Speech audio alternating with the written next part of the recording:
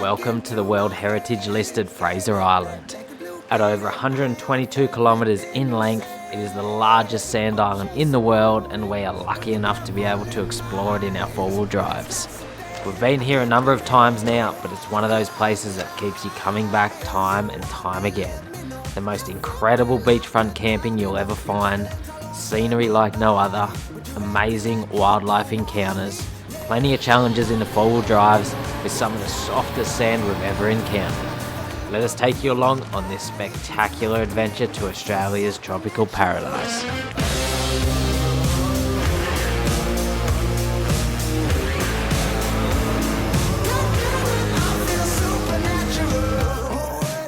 Proudly supported by Opus Campers, Ultimate Knives, Tread, Superior Engineering, GME, and in part by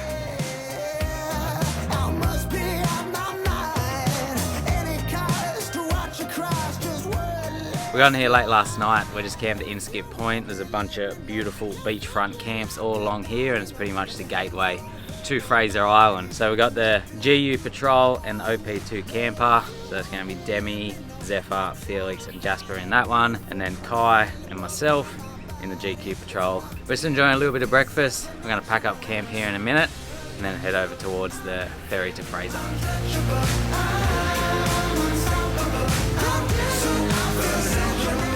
We hit the soft sand where you catch the ferry and only a K or two up the road, so we're going to air down now before we go. I'm going 14 all round on the GQ. We got 18 on the camper trailer tyres, and the GU, which is towing, we'll probably do 14 in the front, 16 at the back. That'll be a good starting point for the trip, and then if we need to let more out as the trip goes on, we can.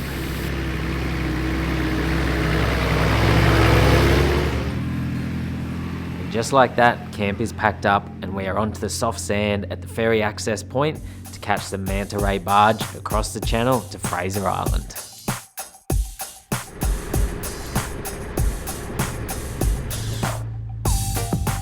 On the barge to Fraser Island, and we're excited! Yay! Yay! Look at this, what an absolutely beautiful day.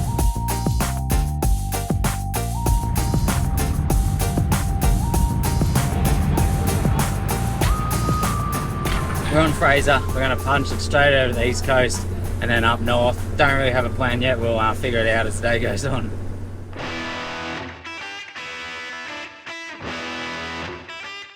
Like most of my adventures, I started off with a bang. It's high tide in a couple of hours. I thought, oh, we'll probably just still sneak past this beach run down the bottom here because you can't get past it at high tide. But yeah, it's very, very close here. We're sort of ducking in and out of waves in between them, but I think we're going to make it.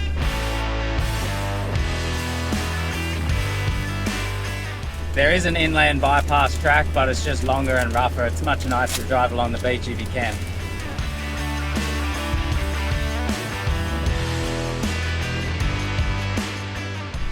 First dingo of the trip spotted.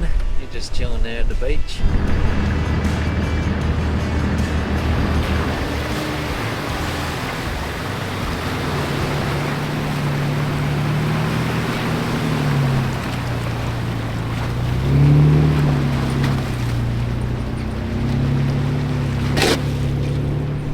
We could go to the lakes today, but I suppose it's not the best weather.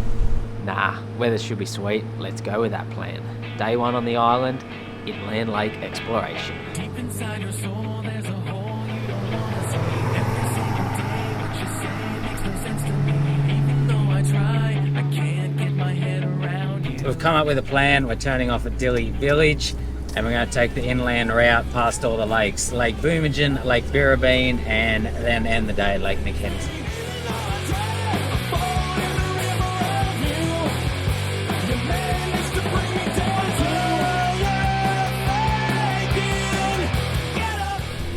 Where's Zeph? Where's Zippy gone? Lord help me. Please help me. Who's going for a water test? Yo, what the hell? I've never seen sand like this.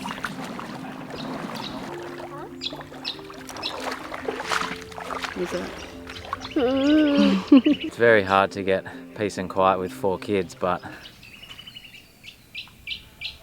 there you go, you can hear it. How's that? What an absolutely beautiful day out here. You hear the birds, there's no wind, The lake is still as out across there. But yeah, this is Lake Boomanjin. It's like a tea tree stained lake, this one. So we're gonna save ourselves for swimming because the next lake, Lake Birrabeen, is much nicer for swimming. But we'll just have a little look around here for a minute.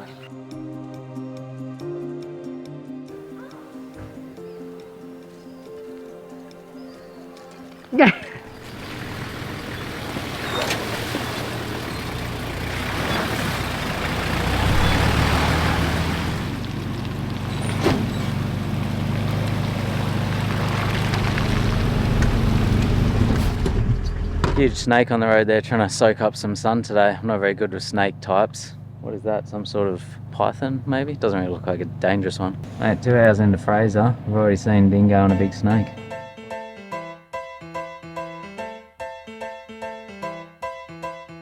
We're in Lake Birrabeen. More enthusiasm. Lake Birrabeen. We're in Lake Birrabeen. It's pretty nice. White sand, blue water. The kids are in. I'm getting in.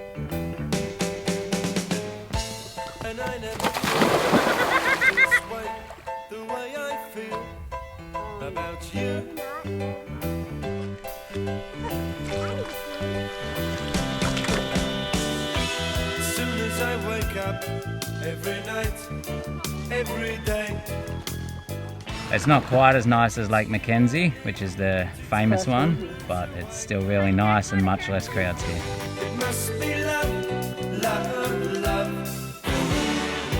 It must be love, love, love. What are we having for lunch? Rolls that have baby spinach, cheese, chicken, avocado. Quick little bit of lunch back up at the cars, and then what are we doing? Lake McKenzie, the Savo. We're going to put the kids in childcare and we're going to go have fun.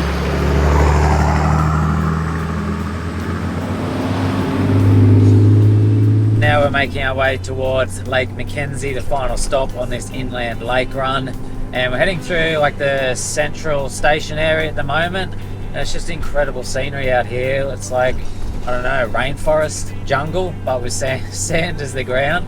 So it's a really nice drive and definitely worth doing. I don't think we'll stop at Central Station this time. We'll just sort of keep following these tracks over towards Lake McKenzie. It must be love, love, love. It must be love. Where are we? Lake McKenzie, also known as Ngala. And what are we doing? Going swimming again. More swimming, more better. Kids have got the floaties, we're airing them up with the air compressor. And we're going to the most spectacular lake you have ever seen in your whole entire life.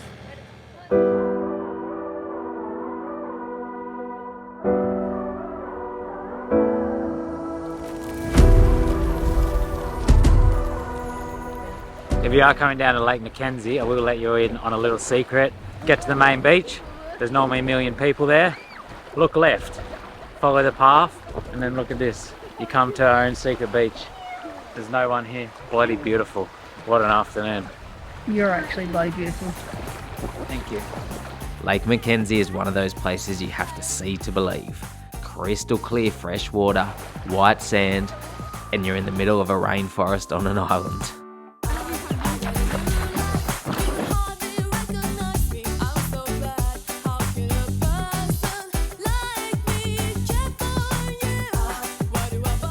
We ended up staying at the lake until quite late, and by the time we were back in our four-wheel drives, the sun was going down. So we made our way back to the east coast to grab ourselves a beach camp spot for our first night on the island.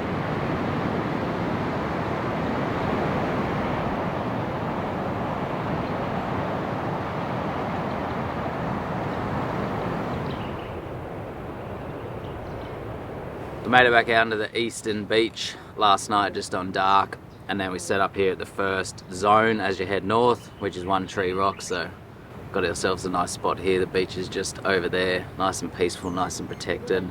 Sitting around enjoying a bit of breakfast. Kids are playing some chess, and then today we're going to punch it north up this east coast. Who's that? Wah. Wah. Is that El Loco Toro or El Toro Loco? Wah! Oh, monster. Wah! Really?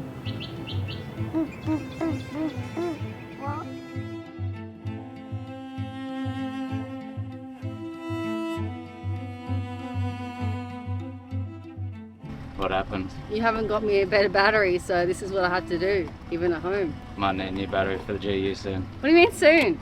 It does this literally every single time. Sometimes it starts. Yeah, it only starts when like I've been driving already and then the battery's like, oh, you've been driving, so it must work.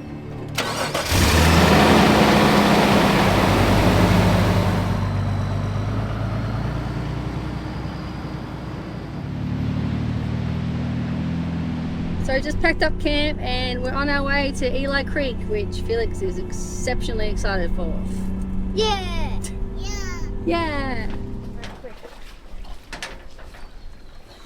First stop today on our winter 2024 Fraser Island tour is Eli Creek. Look at this, absolutely crystal clear.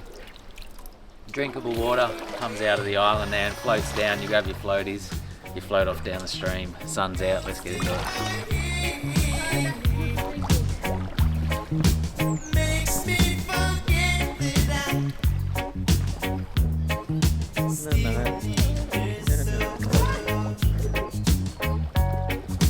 red, red wine. It's up to you. If you think about it, it's pretty wild. There's just thousands of litres of water going straight out into the ocean. Where's it keep coming from? Where does it come from? I don't know. And then it's just gone out into the ocean.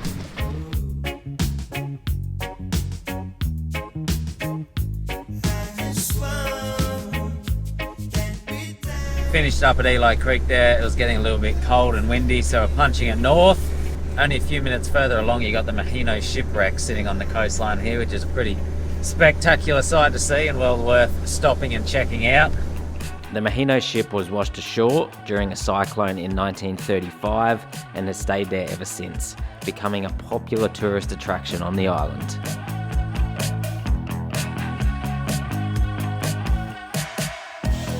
You stay inside most of the time, but you don't see into my mind.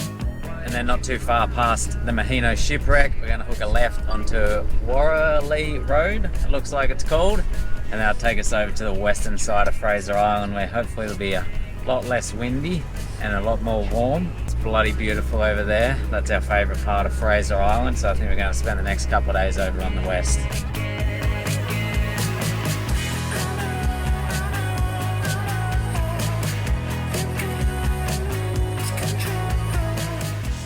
Also, just a heads up with these inland tracks, they can be very slow and rough. If you're a more conservative driver, you'd probably estimate an average of about 20 kilometers an hour on them at best. And you know, if you want to go drive your car a little bit harder over the rough stuff, then maybe 30 kilometers an hour. But it is beautiful out here. There's a lot of different changing scenery and sights to see. So just take your time, take it easy, but don't think you're going to get from one side to the other in 20 minutes because it's not happening. There's a hole you don't wanna see, covering it up like a cut with the likes of me. On the inland tracks on our way to Awinya Creek, I think it's called. Track's pretty good, super bumpy, especially with the trailer.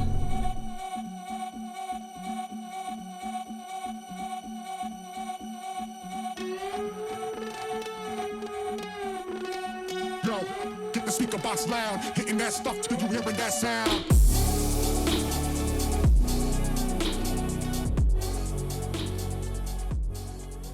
A little bit of a drive, but we made it here to the west coast of Fraser Island. It's like a whole nother world out here.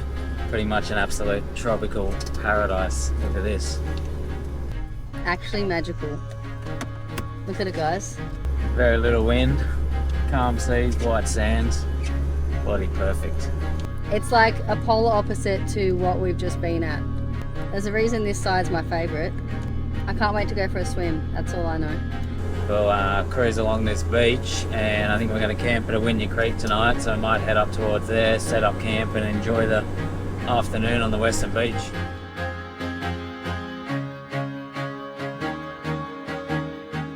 So, me being the wildlife watcher, I just spotted a whale, and I think Tyler's going to take the drone up and have a little squizzy woo. Now in the morning I sleep alone. Sweep the streets I used to own.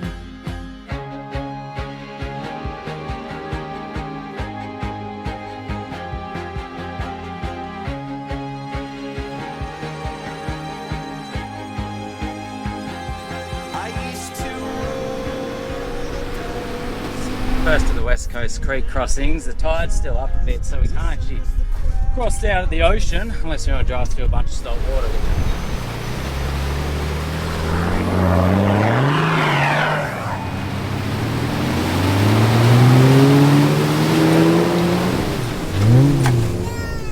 Why the front tire thing went off?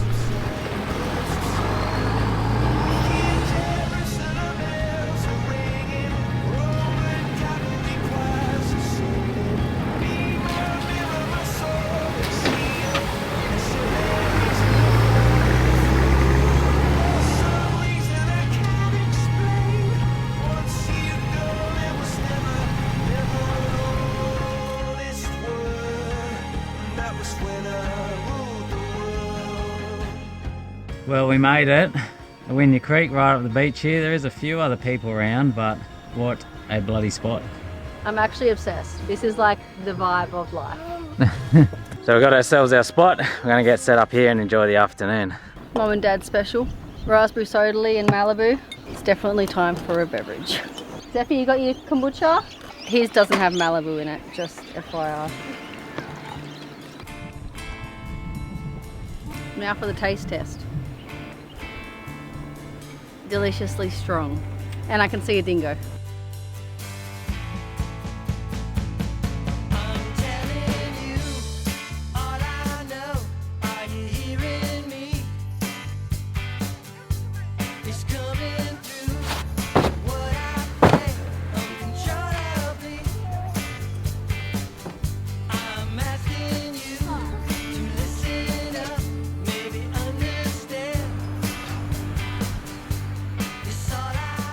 That was pretty cool. There's a dingo just wandering right here around our camp there now, super close.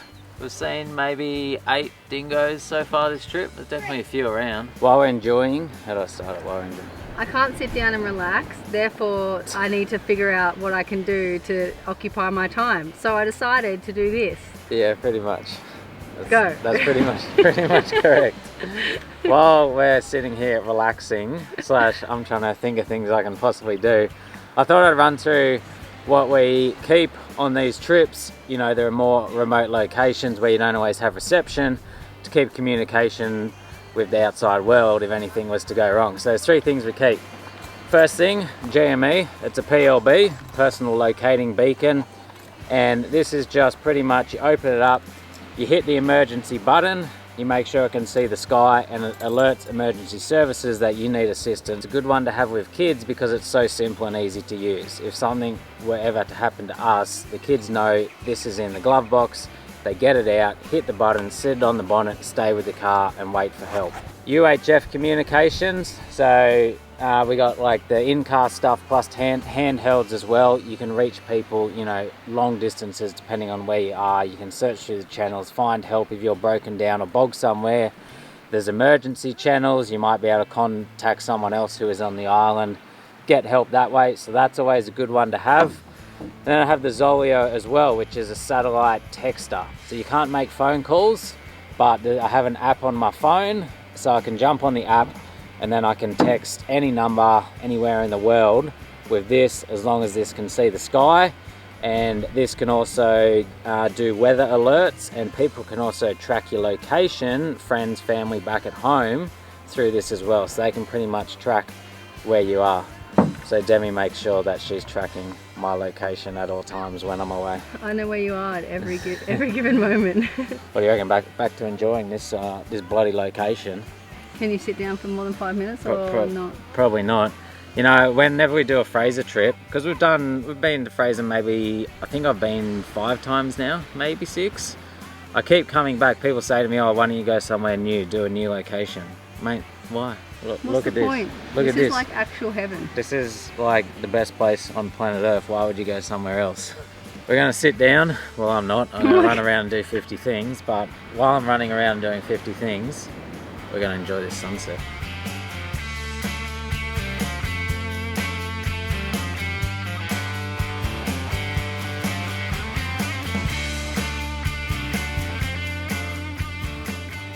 What a spectacular afternoon and sunset that was. The west coast of Fraser is just magical. We cooked up some food and enjoyed the night at the beach. waking up the next day to some whales cruising past camp.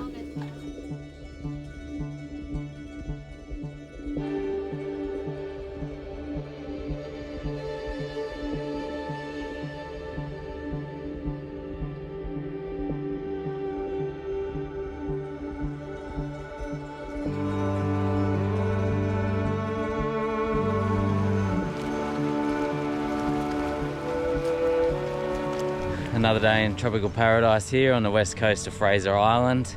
Our plan today is just to leave our camp set up here for the day and yeah, make the most of it. We'll spend 2 nights in this spot. I'll show you how it works, bud. So just down there you got Awinya Creek, and that's a freshwater creek just behind camp, so it actually sort of snakes its way all the way up into the bush there. And then you got a little bit of grass and trees, and then you got your beachfront camping and spots down over there. It's like the perfect mix because you got freshwater access and then the ocean right there.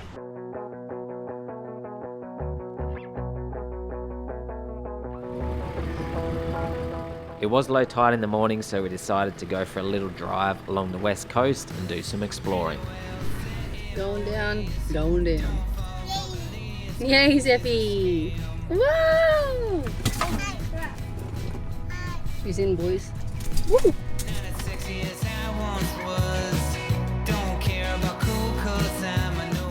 How lucky are we to be able to come to a place like this in our 4-wheel drives and cruise up the beach. It's just incredible. What a place. Igniting the light. Yeah, I'm ready to fight.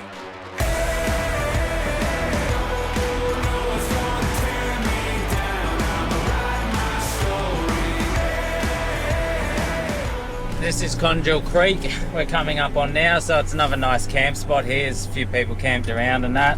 But we'll keep going right up to where it meets the ocean and see what we're looking at. Can't believe how blue all this water is around us as well. It's just magical.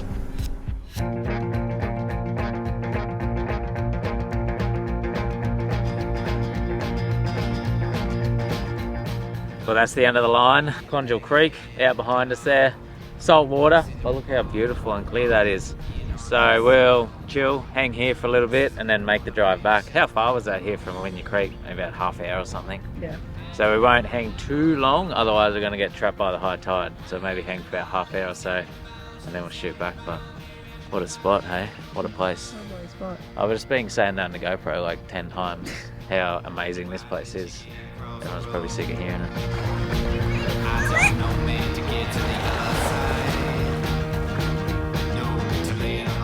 We couldn't hang around for too long though. We've got to beat this tide back to camp.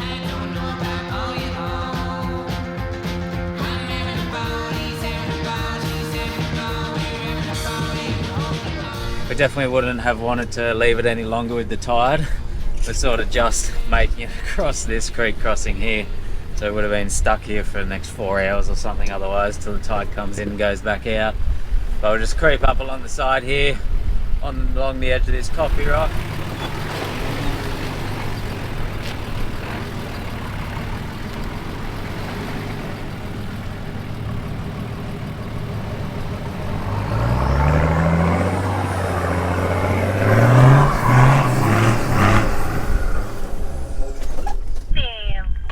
Have to give it another go. I'll put the lockers in for this attempt.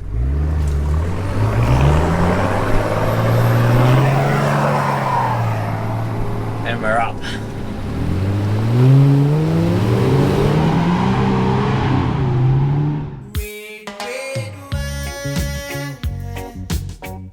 We beat the tide and made it back to our tropical paradise camp for the afternoon. Time to enjoy some paddleboarding, swimming and relaxing.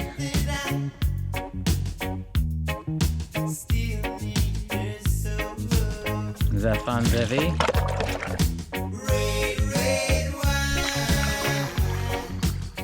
I never knew it was so good for kayaking or paddleboarding up this stream here. It's actually quite deep and it's just a narrow channel through all the mangroves and reeds and that. There's a few obstacles to avoid, but it's so peaceful up here. So nice. If you are coming to Awinya Creek, definitely bring a kayak or something. You come up here for an explore. Hi, just Mum and Jeff here. We're spectators of this sport today. The judges of epic things.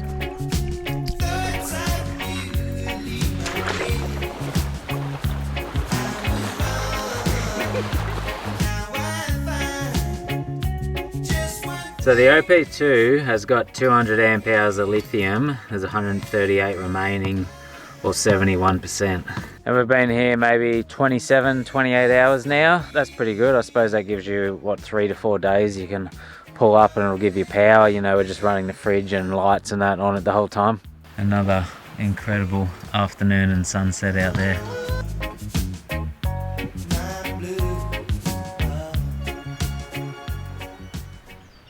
Another morning, another day in the world's best campsite, but unfortunately we do have to pack up. From here we're going to head east over to the eastern beaches and then north all the way to the northern point of Fraser Island, the Cape. That's our goal today. Look how good that is, the view. One last time, let you back into my head. Yeah, black and blue beat up high off everything you said. I'll chase the morning, put the devil in my eyes. Well, it's not so bad, I can't be mad at white lies. If you want me, let me know. You're flipping like a domino. Got your hands all over my body, but you're acting like you don't want me. We're on the East Beach now, cruising up north, then we have the first bogging of the trip. It was really hard sand because it was low tide, then hit a really soft bit. Then we stopped to put in low range. The car was sort of, you know, the trans temp and coolant temp were getting hot. Gets bogged on Fraser Island again. Tyler just leaves me behind and expects me to do everything by myself as usual. But I got bogged even though I did everything he told me to do, and now he's telling me I'm doing something wrong. I'm talking to you. So now Tyler is getting me unstuck. Next time he can take the trailer, I reckon. Are you good and ready to go?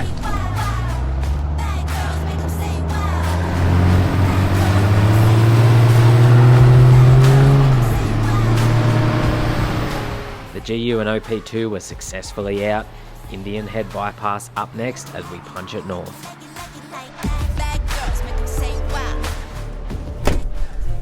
That's always so bad. We're going through Indian Head, so watch me get bogged.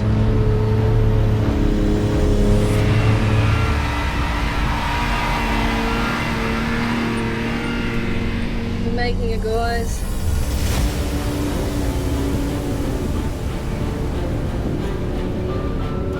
Doesn't look like she's going to be hanging around after she just got bogged back up on the beach. It's going to be full noise all the way.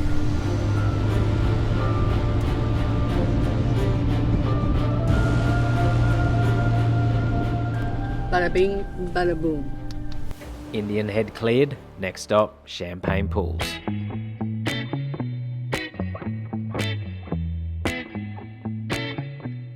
Straight after Indian Head you have Champagne Pools. It's the perfect weather for it today. We got blue skies, offshore winds, plenty of swell, tides coming in, so we thought we'd pull up, have a swim. Look at that down there, it's bloody beautiful, crystal clear water. Named Champagne Pools because as you can see the waves come in, wash in over the rocks and then cause a champagne-like effect down there. The water's not actually made of champagne, unfortunately, for anyone wondering. My friends are sitting laughing, but I just keep on open. They're knocking on my door, but I'm knocking them down. They say I'm acting crazy, but I just wanna lie in the sun. From Champagne Pools, we headed around to Waddy Point where we had some lunch in the bay. Absolutely beautiful spot there. Grabbed some fuel at Orchid Beach shops. Fuel is pretty expensive here. It's $3.30 a litre for unleaded and diesel is $3.25. And then it was time to face the notorious Ngala rocks.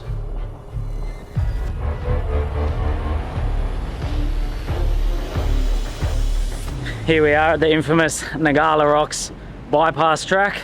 Probably the most bogged place on Fraser Island, where a lot of people spend a lot of time bogged because it's very soft sand and it's on a bit of a hill as well. How it works is you got the ocean down there, but only on very low tides when the sand is in the right spot and it's a blue moon and the wind's 19 degrees south and there's 29.6 degrees Celsius. Can you possibly maybe get through there?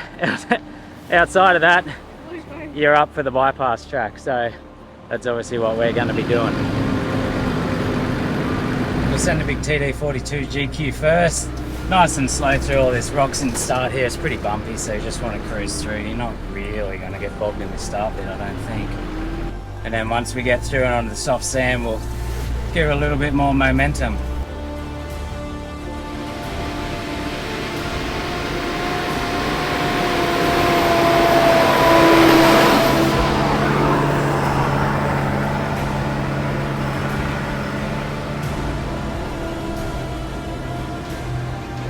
Nice and easy through, and then I'll pull up here in case Demi gets caught out of the camper trailer at all. I'm not as far to come back and get her. Okay, so I'm redeeming myself at Ngala Rocks. There's no one here, so I feel a bit better about it, to be honest. Let's go.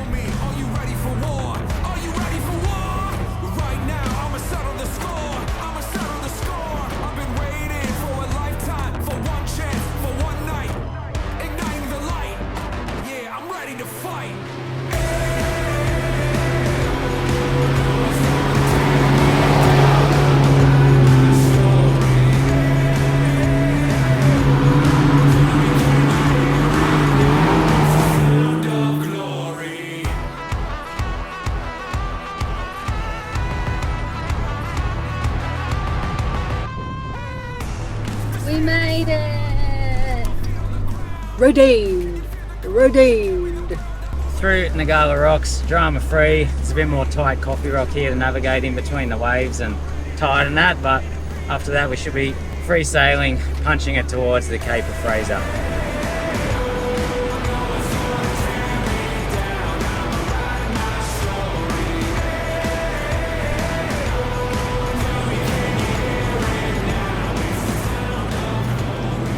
This next bit here could be a little bit of a problem.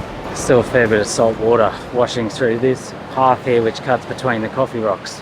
But I reckon all that sections of it's fine, and then we might even be able to sort of come up on the coffee rock here. It looks like it's a bit of a different path, and then shoot in over out that way.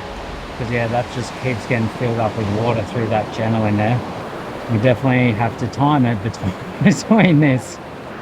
Kids are keeping busy while we wait though.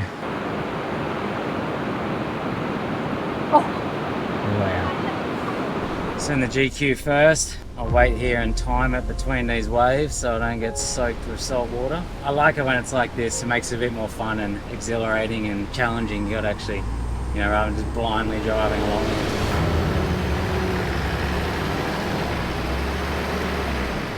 Popped up through that first bit, and then we'll just wait for a gap and we'll be out the other side here.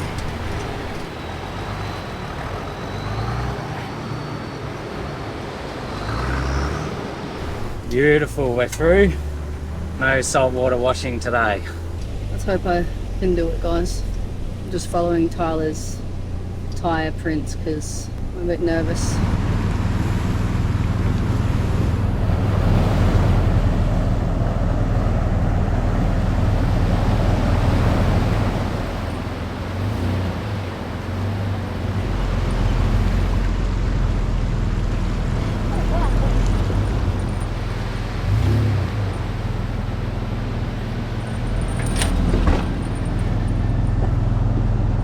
Currently still in one piece, so I reckon I did pretty well. North Ngala Rocks bypass now, and then I think maybe this time there's no more coffee rock, it's just free beach.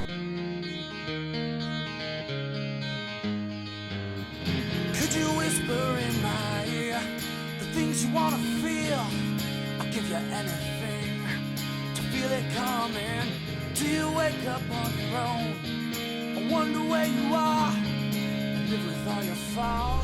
Made it to the top, rounding the corner here, and then as you come around the corner the waters start to clear up, the swell starts to drop off, and it's beautiful. So why don't you slide? What's the saying? Don't be looking at the scenery too much or you might end up in the scenery. Well, that's what happened to Demi.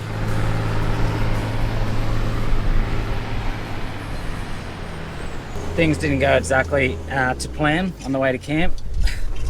Got caught out by some soft sand. Tyler stopped and then I stopped behind him and now we're stuck again. How did it feel being bogged? Well, this one was Tyler's fault because he stopped and I stopped behind him, so.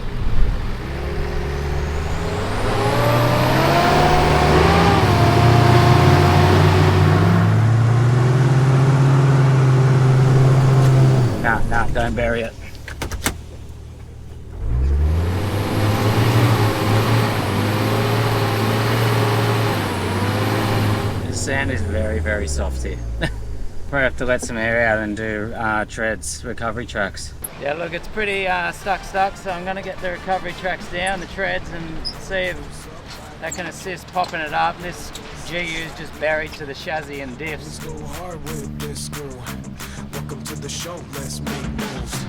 Nothing's gonna stop us, it's time to get rough. Probably as soon as you see me start moving, you can start accelerating and try and get you up onto those treads, and then we'll push on after that.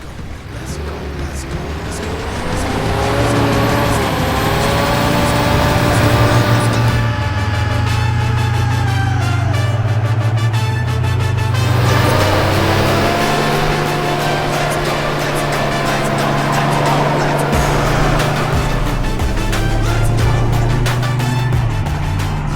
Made it, we got there, a little bit of drama before camp.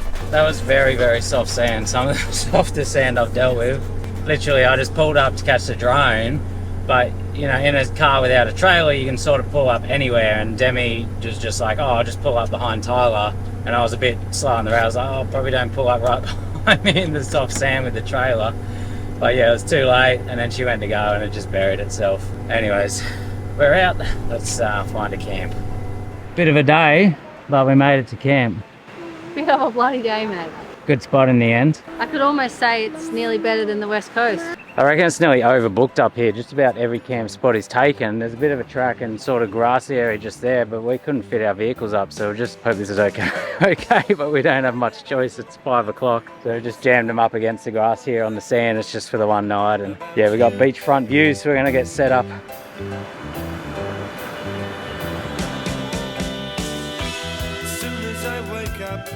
Every night, every day, I know that it's you I need to. How's that for a sunset out behind us? That's incredible. Best sunset of the trip so far. Love, love, it must be love, love, love. Nothing more, nothing less. Love is the best. That was a hell of a sunset last night. Definitely the best one of the trip. It was so good, I figured I'd get up and enjoy the sunrise this morning too.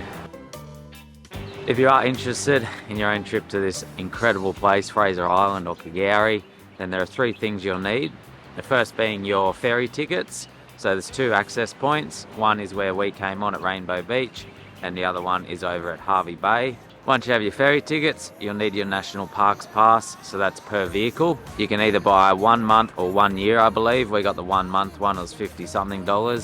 And then the third thing you'll need are your camping permits. It is a little bit annoying, but you do need to pre-book your camping permits before you set up. So you can do it as you're traveling around the island, as long as you have reception, which generally there's reception in various spots on the island. Probably the one modification you should have are rated recovery points. If you do get yourself stuck and you do need someone to recover you. If it's your first time sand driving, I probably wouldn't come alone. Come with another car, another friend. Other than that, like, you don't need big tyres, big suspension, bull bars, winches, anything like that. You just come and enjoy this place. So we've done the east coast, the west coast, and now we're up the far north point. The main 3 sectors of the island done. And this is going to be our last day on the island as well. So pretty much from here we're just going to spend the day cruising all the way south back down towards the ferry, and we'll either camp near the ferry tonight, depending on what time we get there, or if we get there within time, we'll catch the ferry over to Inskip Point this afternoon.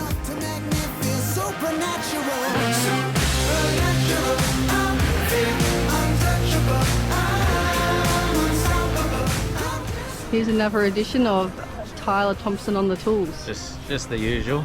But we are doing a few morning vehicle checks, and I'm chasing a noise I have in mind. It's slowly getting worse.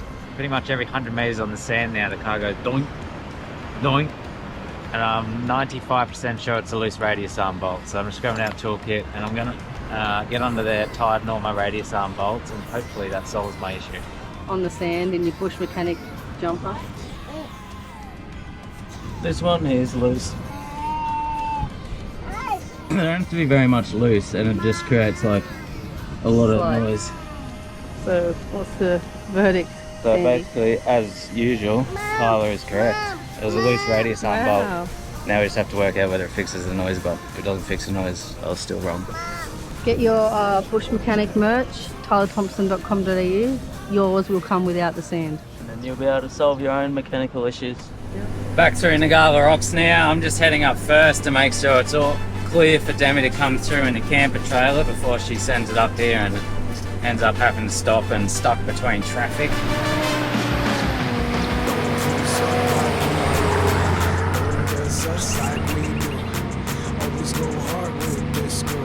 Do I need lockers? Yeah, just your rear locker.